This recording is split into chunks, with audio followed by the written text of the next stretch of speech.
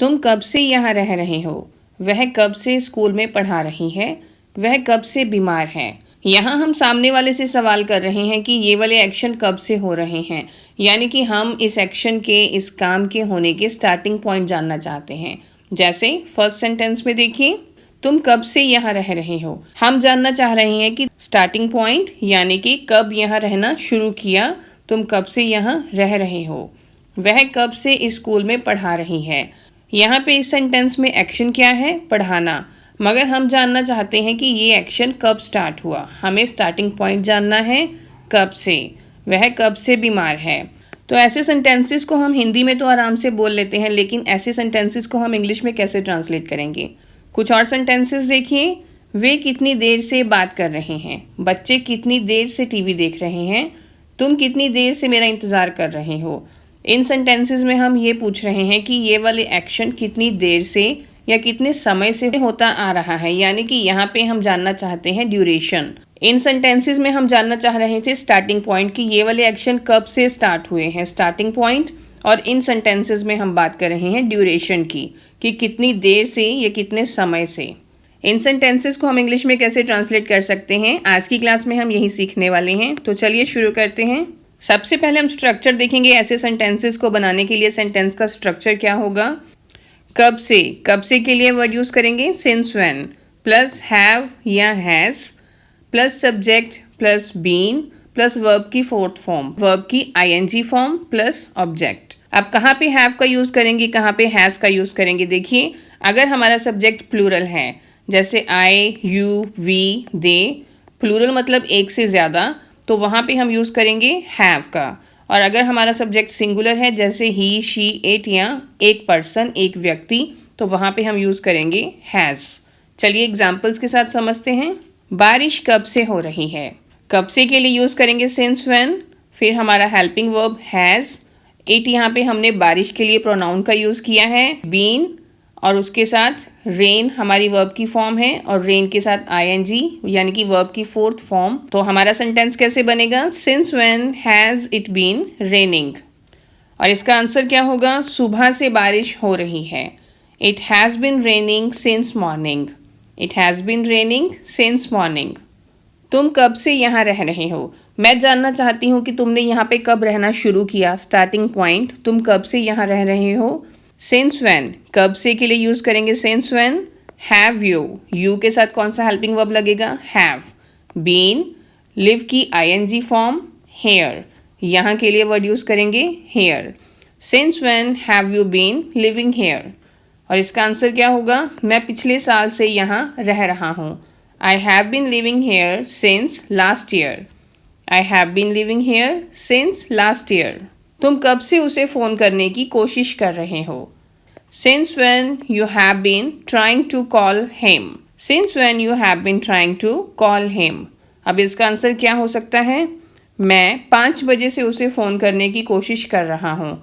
I have been trying to call him since 5 o'clock। I have been trying to call him since 5 o'clock।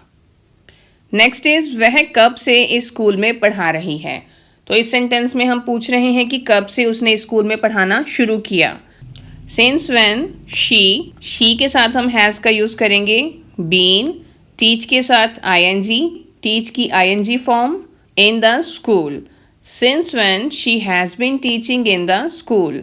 वह 2020 से school में पढ़ा रही है। She has been teaching in the school since 2020। She has been teaching in the school since 2020। वह कब से बीमार है। Since when has he been ill. Since when has he been ill. इसका आंसर हो सकता है कि वह कल से बीमार है या वह परसों से बीमार है। तो वह कल से बीमार है, इसे हम लिखेंगे he has been ill since yesterday. He has been ill since yesterday. तो जो सेंटेंसेस हमने अभी देखे हैं उनमें हम बात कर रहे हैं स्टार्टिंग पॉइंट की।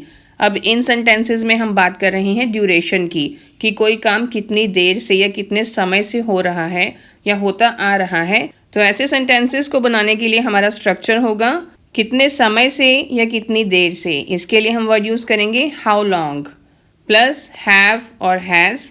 अब आपको पता है हमने हैव का यूज़ किसके साथ करना है और हैज़ का यूज़ हम कौन से सब्जेक्ट्स के साथ करेंगे।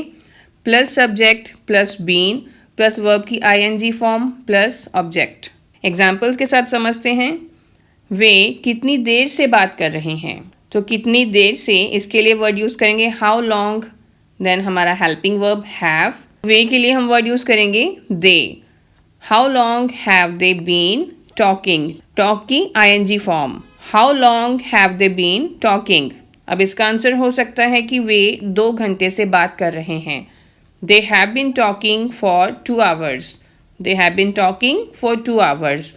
अब इस सेंटेंस में हमने स्टार्टिंग पॉइंट के बारे में बात नहीं की, यहाँ पे हम बात कर रहे हैं कि कितनी देर से, यानी कि हम ड्यूरेशन की बात कर रहे हैं कि उनकी बातें कितनी देर से चल रही हैं, 2 घंटे से चल रही हैं। बच्चे कितनी देर से टीवी देख रहे हैं।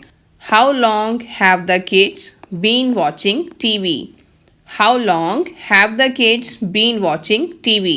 बच्चे 2 घंटों से टीवी देख रहे हैं।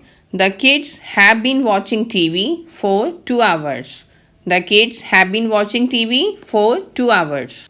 तुम कितनी देर से इस प्रोजेक्ट पर काम कर रहे हो। कितनी देर से, हाउ लॉन्ग। यू के साथ हेल्पिंग वर्ब का यूज़ करेंगे have.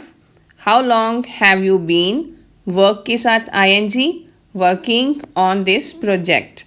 How long have you been working on this project. मैं 1 महीने से इस प्रोजेक्ट पर काम कर रहा हूँ। I have been working on this project for 1 month. I have been working on this project for 1 month. Next is तुम कितनी देर से मेरा इंतज़ार कर रहे हो। How long have you been waiting for me? How long have you been waiting for me? मैं पिछले 3 घंटे से तुम्हारा इंतज़ार कर रहा हूँ। I have been waiting for you for last 3 hours. I have been waiting for you for last 3 hours. तुम कब से इस परीक्षा की तैयारी कर रहे हो। तुम कितने समय से इस परीक्षा की तैयारी कर रहे हो। इन दोनों सेंटेंसेस को हम इंग्लिश में कैसे ट्रांसलेट करेंगे ये आप कमेंट बॉक्स में लिख के बताइए। तो आज की क्लास में इतना ही। अगर आपको आज की क्लास यूजफुल लगी हो, आज का कंसेप्ट क्लियर है, तो वीडियो को लाइक कीजिएगा, इसे अपने फ्रेंड्स के साथ शेयर भी कीजिए। और अगर आपने अभी तक चैनल सब्सक्राइब नहीं किया तो please subscribe the channel and press the bell icon. Thank you so much.